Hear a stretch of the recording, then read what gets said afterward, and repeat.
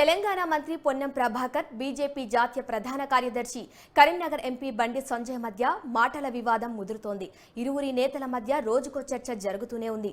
బండి సంజయ్ తన తల్లిని అవమానపరిచేలా మాట్లాడారని మంత్రి పొన్నం ప్రభాకర్ అన్నారు. రాజకీయాలతో ఆమెకు ఏమైనా సంబంధం ఉందా అని ప్రశ్నించారు. ఎంపీగా ఉండి తెలంగాణ హుస్నాబాద్ ఏం చేశావని ప్రశ్నిస్తే తన తల్లి ఆత్మ క్షోభిస్తుందని మాట్లాడతారా అని పొన్నం అన్నారు. బతికున్న ఆమెను అవమానపరుస్తారా అని పొన్నం ప్రశ్నించారు.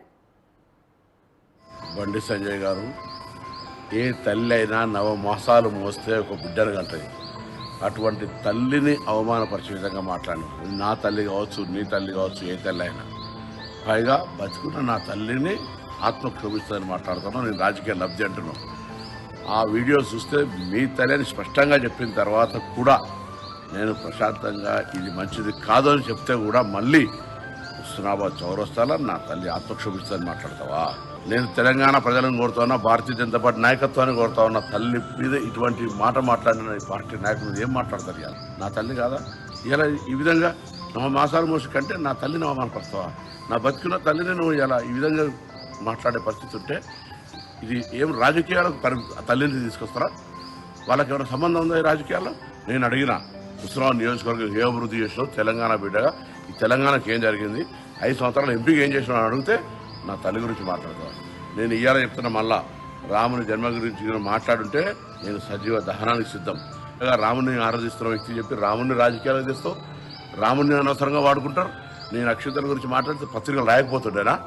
నా మీద మీరు పత్రిక అనవసరమైన మాటలు మాట్లాడతారు. ఇంత చౌకబారు, ఇంత చిల్లర. నేను ఇవాళ వెజిటేరియన్, భక్తుని, హిందువును. రా, పొద్దున్న లేస్తే మాంసం లేని బతుకో, మందు లేని బతుకో. నేను మందు దాగా నాన్ వెజిటేరియన్ తినా. This is Ponnam Prabhakar. తల్లి అంటే ఇవాళ కూడా నా తల్లి నన్ను రోజు ఆశీర్వదించి ఎక్కడున్నా రోజుకు 4 సార్లు మాట్లాడుతుంది, బిడ్డ తిన్నావా అని. దట్ ఈస్ తల్లి. నా తల్లిని అవమానపడతావా? నా తల్లిని అవమానపడతావు బిడ్డ? చెప్తా ఇలా నన్ను అడుగుతున్నావు. నేను ఎంపీ ఓడిపోతే, ఎంపీ గెలిస్తే నువ్వు మంత్రి రాజీనామా చేస్తావు. నీకు సిగ్గుందా? ఎమ్మెల్యే 3-4 సార్లు ఓడిపోయాను, మళ్ళీ ఎంపీ రాజీనామా చేసినావా? నన్ను అడిగే ముందు నువ్వు ఎమ్మెల్యే ఎన్నిసార్లు ఓడిపోయావు కదా, ఎంపీకి రాజీనామా చేసినావా? నువ్వు ఒక్కసారి ఎంపీ గెలిచావు పీకుడు, నేను గెలిచినా. నీకంటే ముందు మార్కెట్ చైర్మన్ అయినా. నా దయాదాక్షిణ్యం మీద Congress panel urban bank director పెద్ద పీకుడు. నువ్వే మాట్లాడుతావు ఇలా. అందుకే జాగ్రత్త. బండి సంజయ్ గారు